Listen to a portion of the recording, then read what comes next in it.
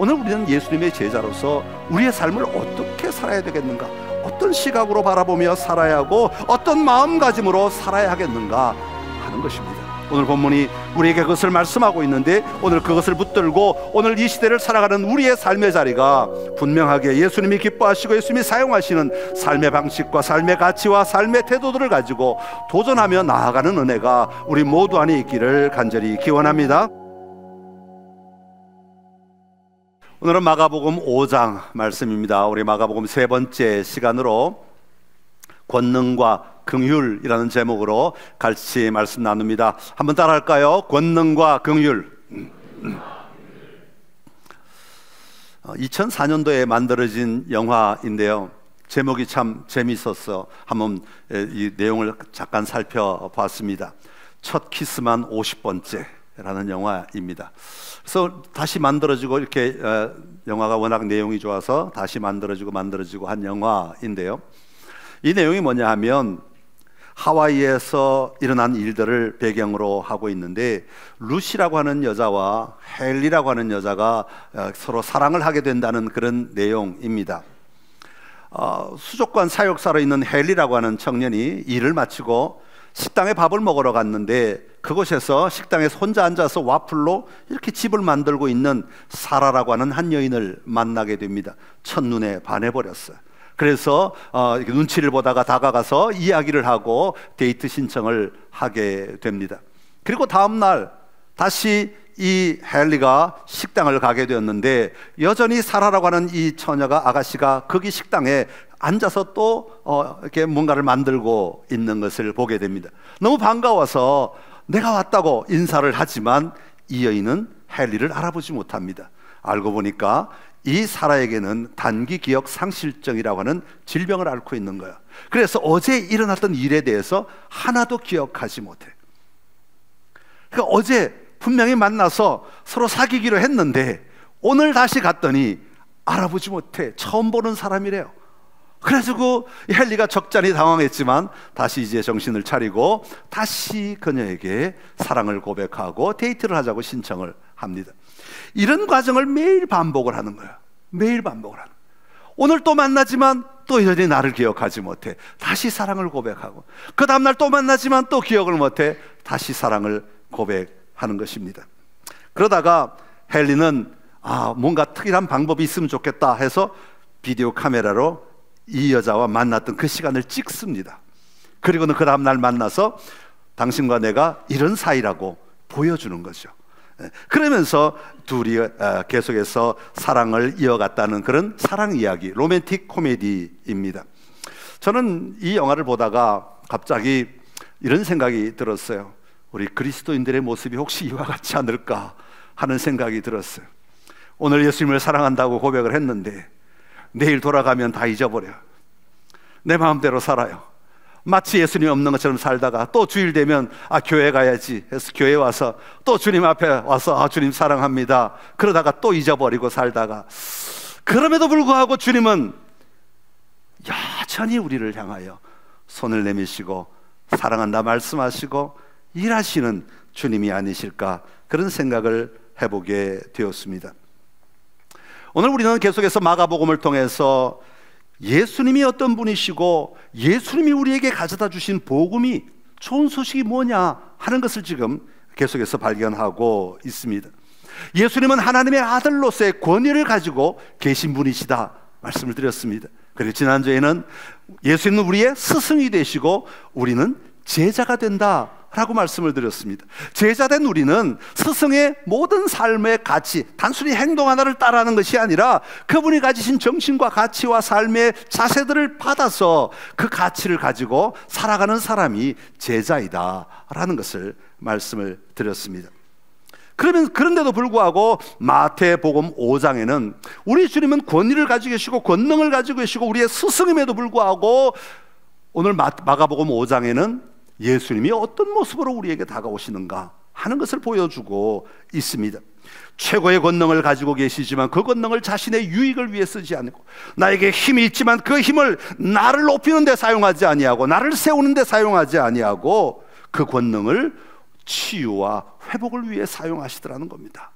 우리의 모든 삶의 자리에 치유와 회복으로 우리를 다시 주님이 지으셨을 때의 모습으로 회복시키시려고 주님은 끊임없이 우리를 향하여서 손을 내미시고 우리를 도우시고 우리를 인도하시고 우리를 이끌어 가시더라는 것입니다.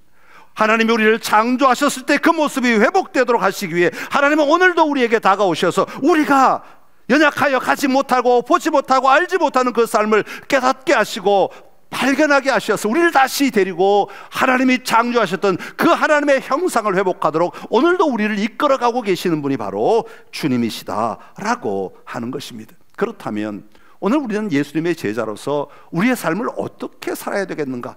어떤 시각으로 바라보며 살아야 하고 어떤 마음가짐으로 살아야 하겠는가 하는 것입니다. 오늘 본문이 우리에게 그것을 말씀하고 있는데 오늘 그것을 붙들고 오늘 이 시대를 살아가는 우리의 삶의 자리가 분명하게 예수님이 기뻐하시고 예수님이 사용하시는 삶의 방식과 삶의 가치와 삶의 태도들을 가지고 도전하며 나아가는 은혜가 우리 모두 안에 있기를 간절히 기원합니다.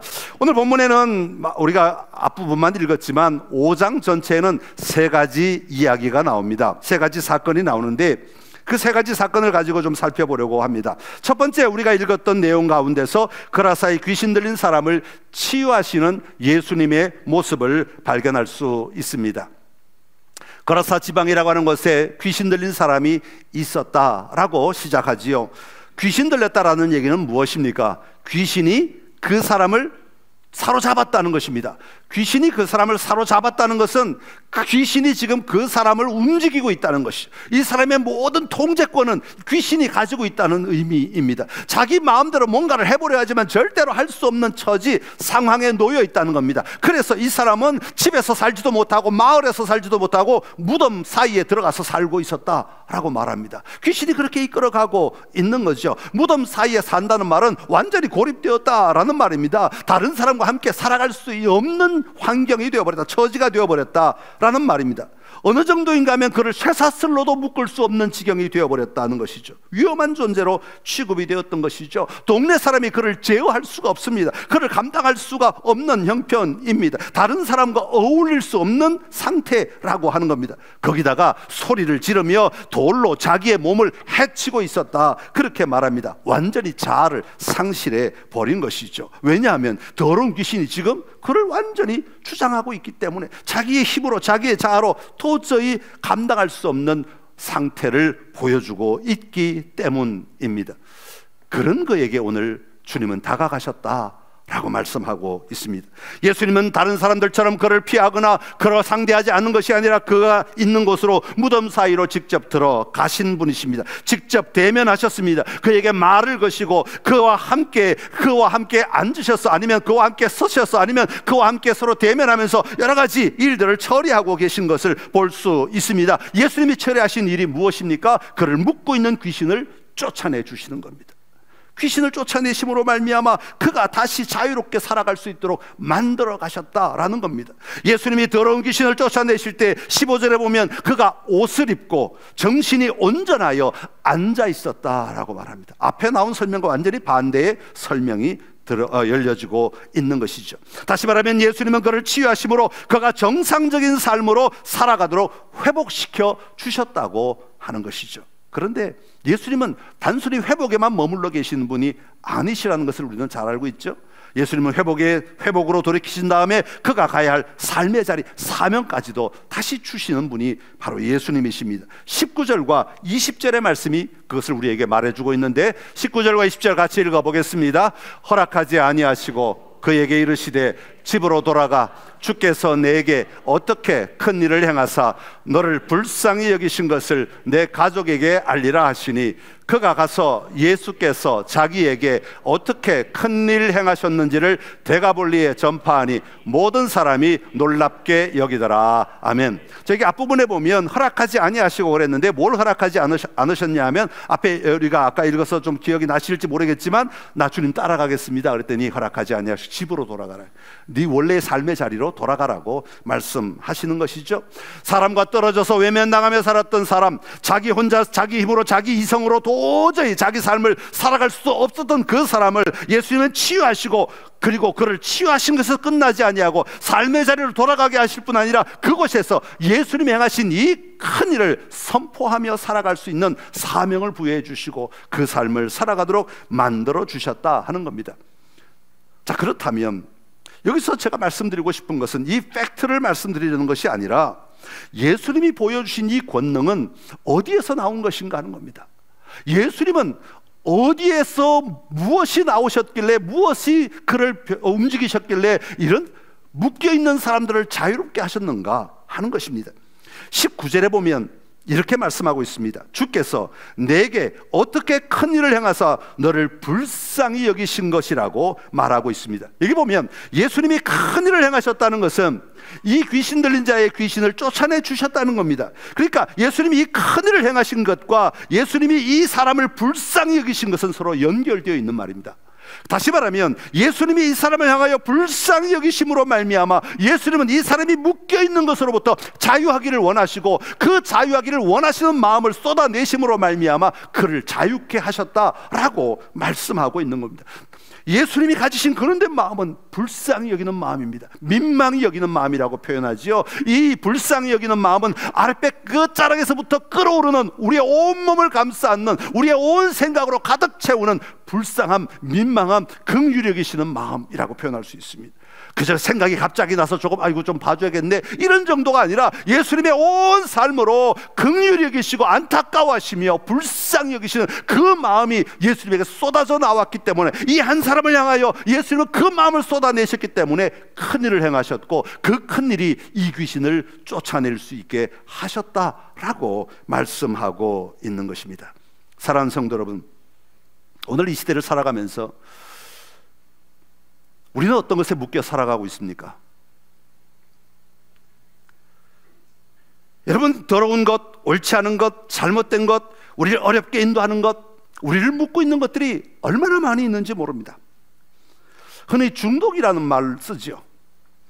여러분, 중독에 빠져버리면 혼자 헤쳐나올 수 있습니까? 어렵습니다. 여러 가지 중독이 있지만 가장 흔한 중독은 요즘은 스마트폰이죠. 우리나라에서 스마트폰 그 중독을 중독이라고 표현하지 않고 좋은 말로 과의존이라고 합니다. 의존을 하는데 과하게 의존한다.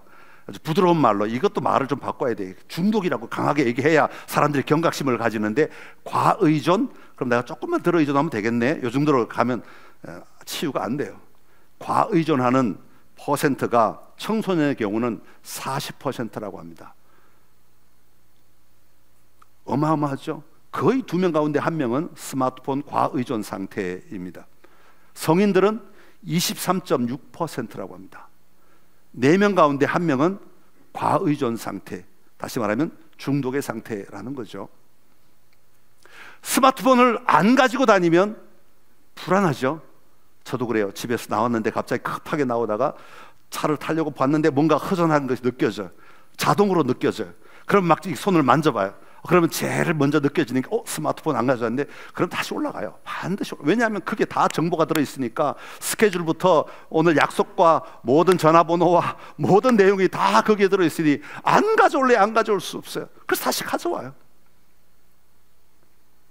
우리는 의존하지 않을 수 없는 상황이에요. 그런데 문제는 그런 필요한 것만 보는 것이 아니라 우리는 과하게 많이 본다는 거야. 불필요한 유튜브를 과하게 많이 본다는 거야. 중독의 가장 큰 원인은 98%가 유튜브랍니다. 그리고 그 다음은 SNS.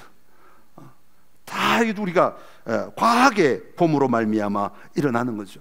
여러분, 작은 것 같지만 이런 것들이 우리를 사로잡았다고 생각을 하면 벗어날 수가 없다는 거예요. 우리 힘으로 이겨낼 수가 없다는 겁니다. 여러분, 스마트폰 본다는 것 자체가 잘못된 건 아니죠. 문명의 이익이니까 너무 중요하고 너무 소중하지만 그것이 나를 지배하기 시작하고 나를 오늘 주인공처럼 묶어버리고 나로 하여금 통제력을 잃어버리게 만들고 내가 스스로 뭔가 할 수 없도록 만들어버린다면 이건 심각한 문제인 겁니다. 여러분, 우리 청소년들 마약 문제가 점점 심각해지고 있다고요. 제가 퍼센트는 정확히 모르겠지만 참 많은 마약들이 지금 이 나라 이 땅에 들어오고 있답니다. 우리 성도들은 잘 몰라요. 이런 삶을 우리는 뭐 늘 교회만 있으니까 또 그런 사람들 가만 어울리다 보니까 성도들은 잘 모르지만 사실이 학교 안에나 지역 속에 들어가면 이 마약으로 말미암는 문제가 점점 지금 심각해져 가고 있다고 하는 거죠. 여러분, 마약에 빠지면요, 혹시 영상 보셨어요? 미국에서 그냥 이러고 다니는 사람들, 자기 몸을 주체할 수 없어. 자기 의지로 살아갈 수가 없어. 그 마약이 끄는 대로 딸려갈 수밖에 없는 그런 사람들, 다른 사람이 아무리 도와주려고 해도 도와줄 수 없는 삶을 살아가고 있는 사람들. 여러분, 이런 사람들을 우리는 감당할 수가 없어요. 우리 힘으로는 해결할 수가 없어요. 도와줄 수가 없어요. 그런데 주님은 이런 사람들을 향하여서 먼저 긍휼의 마음을 가지셨다는 거예요. 저는 오늘 우리 주님께서 우리의 자녀들 혹시, 우리의 가족들 혹시, 우리의 이웃들 혹시 그런 사람들이 있다면 주님은 여전히 긍휼의 마음으로 그들을 향하여 마음을 쏟고 계시는 줄로 믿습니다. 그러게 오늘 그리스도의 제자가 된 우리도 그들을 외면하고 그들을 따로 살아가는 존재로 내버려 둘 것이 아니라 우리 안에 긍휼의 마음이 일어나야 한다는 겁니다. 그런 사람들을 바라볼 때 우리 안에 긍휼의 마음이 일어나야 한다는 거예요. 불쌍히 여기는 마음이 일어나야 한다는 거예요. 민망히 여기는 마음이 일어나야 한다는 겁니다. 주님이 회복해 주실 것을 기대하며 주님이 회복시켜 주실 것을 소망하며 우리 주님 앞에 정말 그 사람들의 이름을 내놓고 기도할 수 있는 힘이라도 오늘 우리에게는 일어나야 한다고 하는 겁니다. 그것이 주님의 마음이고 주님의 제자된 우리의 마음이어야 하는 것입니다. 주님은 묶여있는 것들로부터 풀어주시기 위해, 자유하게 하시기 위해 이 땅에 오셨습니다. 그러게 우리가 묶여있는 삶을 바라볼 때마다 우리는 저 사람은 나하고 같이 살 수 없어, 단절하고 분리하고 제거하는 것이 목적이 아니라 불쌍히 여기는 마음으로 그들을 향해 마음을 열 수 있는 힘이 우리에게 먼저 일어나야 하는 것입니다. 여러분 안에 우리 주님의 마음, 긍휼히 여기시는 마음, 불쌍히 여기시는 마음, 안타까워하시는 마음이 우리 안에 회복되는 은혜가 있기를 간절히 기원합니다. 그리고 난 다음에 예수님은 다시 배를 타고 맞은편으로 건너가십니다. 회당장 야이로의 딸을 치료하시기 위해 가시다가 사람들이 너무 많이 막 오다 보니까 그 사이에 이상한 느낌을 받으시고는 뒤돌아보시는 장면이 나옵니다. 그게 뭐냐면 바로 12해를 혈루증으로 앓아온 한 여인을 만나는 장면입니다. 이 여인은 12년 동안 질병으로 인해 육체적 고통을 당한 사람입니다. 육체적 고통뿐만 아니라 이 여인은 정신적 고통도 함께 당한 사람입니다. 거기다가 이 여인은 이 질병은 종교적으로 부정하다고 인정된 질병이다 보니까 영적으로도 고통을 당하고 있는 여인이었다, 그 말입니다. 그러니까 정신적으로, 육체적으로, 영적으로, 전인적으로 억압 가운데 눌려있고 고통 가운데 눌려있고 아무도 이것을 끄집어내서 누구에게도 말할 수 없는 외톨이가 되어버렸다는 겁니다. 완전히 고립된 상태, 완전히 갇혀버린 상태입니다. 지금도 다른 사람들은 함께 서로 어울려서 예수님의 뒤를 따르고 있지만 이 여인은 무리 가운데 한 사람이 아니라 무리를 비집고 혼자 고군분투하며 예수님의 옷자락을 만지기 위해 들어갈 수밖에 없었던 여인이라고 소개하고 있습니다. 사회적으로도 완전히 단절된 삶을 살아가고 있는 사람입니다. 이런 여인을 향하여 예수님은 발걸음을 멈추십니다. 30절에 보면 이렇게 말합니다. 시작. 예수께서 그 능력이 자기에게서 나간 줄을 곧 스스로 아시고 무리 가운데서 돌이켜 말씀하시되 누가 내 옷에 손을 대었느냐 하시니 아멘. 예수님께서 능력이 나갔다고 표현하고 있습니다. 예수님의 권능이 드러났다는 것이죠. 예수님의 권능은 이 여인을 치유하였다라고 하는 것입니다. 예수님의 권능은 이 여인의 육체적인 치유만이 아니라 이 여인의 영적인 치유, 사회적인 치유, 모든 것을 회복시켜 주었다 하는 것입니다. 여러분 하나님의 음성을 듣고 싶지요? 하나님이 하시는 말씀 가운데 뭘 듣기를 원하십니까? 하나님이 여러분을 만나서 개인적으로 뭘 말해주기를 원하세요? 여러분, 주님이요 우리에게 하시는 말씀 가운데 로또 번호가 내일 이렇게 될 거다, 그거 기대하시는 분은 없겠죠? 내일 이런 일이 일어날 테니까 너 몸 조심해라, 이런 거 기대하시는 분이 없을 거예요. 여러분, 예수님이 우리에게 하시는 말씀 가운데 가장 귀한 음성은요 다른 게 아니라 주님이 내 이름 불러주시는 겁니다. 내 딸아, 너는 내 아들이야. 이거 한마디에 거기에 보태서 내가 너를 사랑한다. 그 음성 들으면 아마 그 이상으로 우리가 더 이상 바랄 게 없을 겁니다. 주님이 나를 사랑하신대. 주님이 나를 아신다는 게, 천지 만물을 주신 하나님이 나를 아신다고 하는데, 그분이 나를 아들이라고 부르신다는데, 그분이 나를 딸이라고 부르신다는데 내 안에 막힐 게 뭐가 있겠습니까? 내 안에 더 필요한 게 뭐가 있겠습니까? 전능하신 하나님이 나를 아들로 삼으시고 너는 내 아들 맞아 라고 확인시켜 주신다면 그것보다 더 위대한 게 뭐 있겠습니까? 여러분, 우리 신앙의 삶의 자리에요, 가장 큰 확신은 내가 하나님의 아들이라는 확신입니다. 내가 하나님의 딸이라는 확신입니다. 그래서 내가 아들로 살아가야지 고아처럼 살아가서는 안 된다는 것입니다. 고아처럼 내가 하나님이 마치 없는 것처럼, 마치 부모가 없는 것처럼, 마치 벌어진 자처럼 살아가는 삶은 하나님을 믿는 자의 삶이 아니라는 것입니다. 오늘 본문에서도 이 여인을 향하여 예수님은 다른 말하지 않아요. 딸아 라고 부르십니다. 모든 게 해결되는 겁니다. 모든 영적인 삶의 자리가 해결되는 겁니다. 그래서 이 여인은 전인적으로 치유를 받게 되는 겁니다. 갇혀있던 모든 삶에서 육체적으로, 그리고 정신적으로, 그리고 영적으로 완전한 회복을 일어나게 되는 거죠.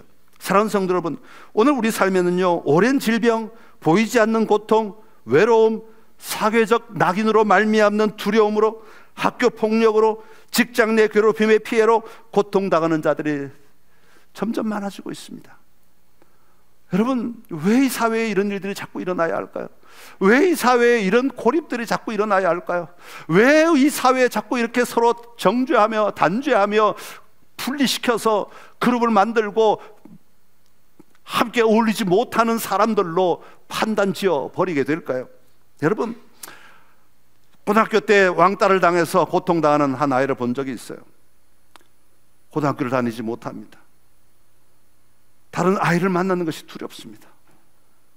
대학에 가려고 몸부림치지만 용기가 나지 않습니다. 직장에 들어가려고 애를 쓰는데 직장에 들어갈 수가 없어요. 다른 사람과 함께 있는 것이 너무 두렵고 너무 불안해서 갈 수가 없어요. 여러분, 한 번의 사건이 이 하나의 전 인생을 망가뜨리는 것을 본 적이 있습니다.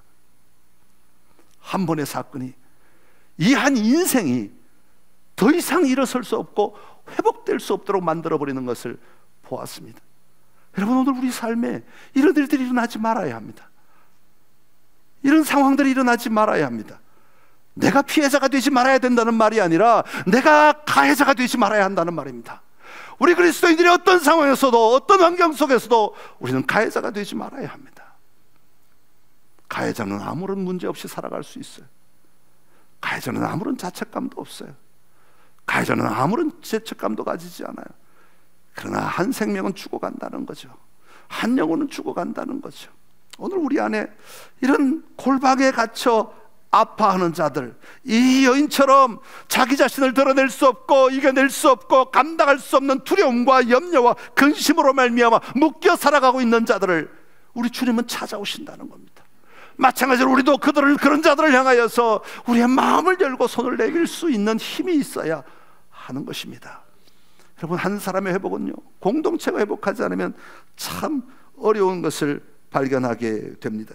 여러분, 바라기는 우리 모두가 평화의 사도로 쓰임받는 은혜가 있기를 간절히 기원합니다. 우리 한 사람 한 사람들이, 여러분, 우리의 삶의 자리에 묶여있는 자들을 향하여 손을 내밀고 어려움 가운데 빠져있는 자들을 향하여 손을 내밀어 그들을 일으켜줄 수 있는 힘이 오늘 우리 안에 있기를 간절히 소망합니다.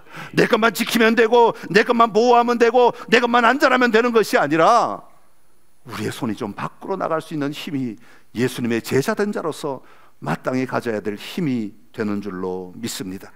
마지막으로 예수님은 야이로의 딸을 치료하기 위하여 가십니다. 그런데 예수님이 지체하시죠. 아까 그 여인을 만나느라고 지체를 하시게 됩니다. 그럴 때 야이로의 딸이 죽게 되었다, 그렇게 설명합니다. 그로 인해 회당장의 집에는요, 지금 울음바다가 되었습니다. 난리가 났습니다. 심히 통곡하고 있었다라고 말합니다. 얼마나 큰 고통이겠습니까? 예수님만 오시면 살 줄 알았는데 예수님이 늦게 오심으로 말미암아 이 아이가 죽었다고 생각하니까 지금 예수님을 향하여 시선이 곱겠습니까? 아마 예수님을 째려보고 예수님을 향하여 손가락질하고 자기들끼리 수근수근거리면서 아이고 저 사람이 무슨 우리의 선생이야 막 그러면서 아마 난리가 나지 않았을까요?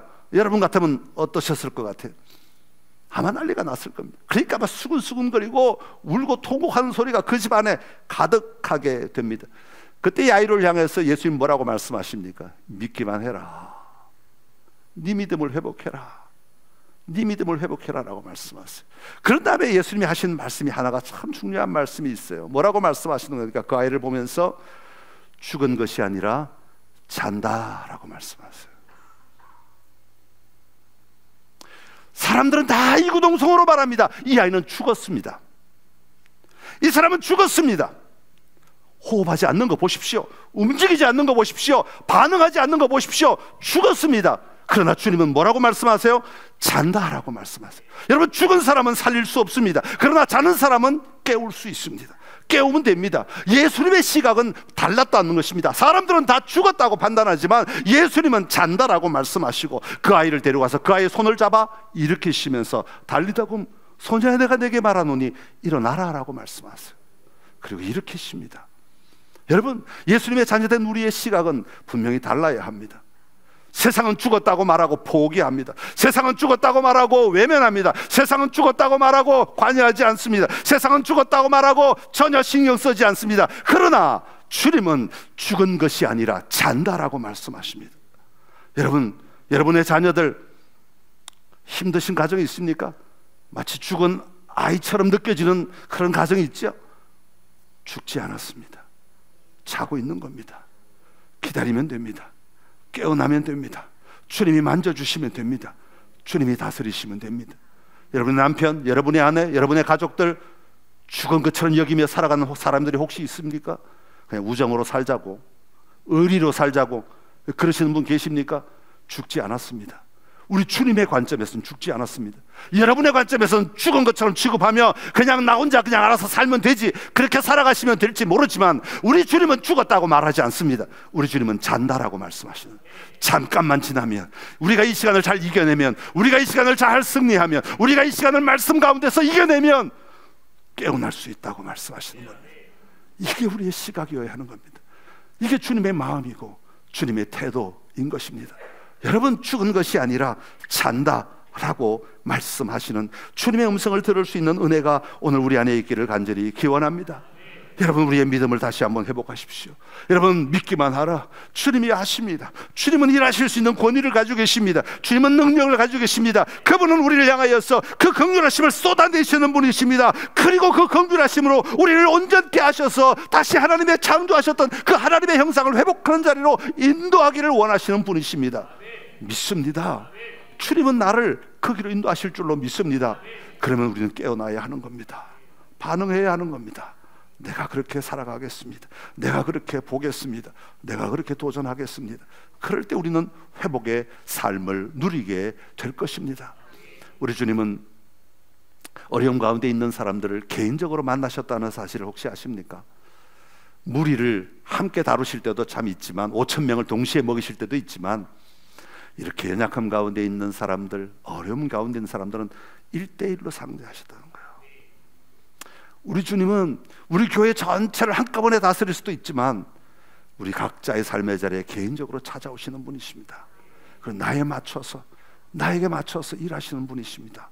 여러분, 그 주님을 만나시기를 바라고 그 주님과 함께 살아가시기를 바랍니다. 그 주님이 여러분을 포기하지 않으셨다면 여러분이 포기하실 이유가 하나도 없습니다. 그 주님이 여러분을 버리지 않으셨다면 여러분이 버리실 이유가 하나도 없습니다.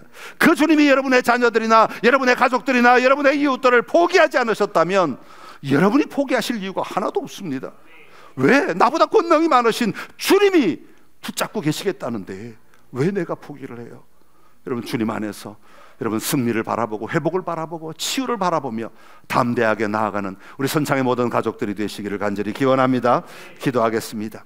참 좋으신 우리 하나님 아버지, 오늘 마가복음 5장을 통해 예수님의 일하심을 보았습니다. 긍휼하심으로 나아가셔서 안타까워하시며 아버지, 그 사람들을 회복시키기 위해, 온전케 하시기 위해 그 삶의 현장에 사람들은 가지 않는 그곳에 주님은 가셔서 일하시는 주님이신 줄로 믿습니다. 사람들은 죽었다고 말할지 모르지만 예수님은 잔다라고 말씀하시며 그 자리에 들어가 손을 잡아 일으키시는 주님이신 줄로 압니다. 아버지, 오늘 그 주님이 우리를 전인적으로 회복시키실 것을 바라보며 주님 앞에 담대하게 설 수 있는 힘이 있게 하여 주옵시고, 담대하게 나아가 믿음으로 우리 주님을 의지하며 살아가는 힘이 우리에게 있도록 축복하여 주옵소서. 주님, 나를 사용하여 주옵소서. 내가 평화의 도구가 되기를 원합니다. 내가 회복의 도구가 되기를 원합니다. 내가 자유함의 도구가 되기를 원합니다. 통로가 되기를 원합니다. 주여, 나를 사용하여 주옵소서. 하나님, 그렇게 살아갈 용기를 주시고 그렇게 살아갈 힘을 다하여 주시옵소서. 그래서 믿음으로 되는 줄로 믿사오니 하나님, 우리에게 믿음을 더하셔서 주님이 행하실 줄로 믿고 믿음으로 그 자리에 설 수 있는 힘이 있게 하여 주옵소서. 예수님의 이름으로 기도드리옵나이다. 아멘.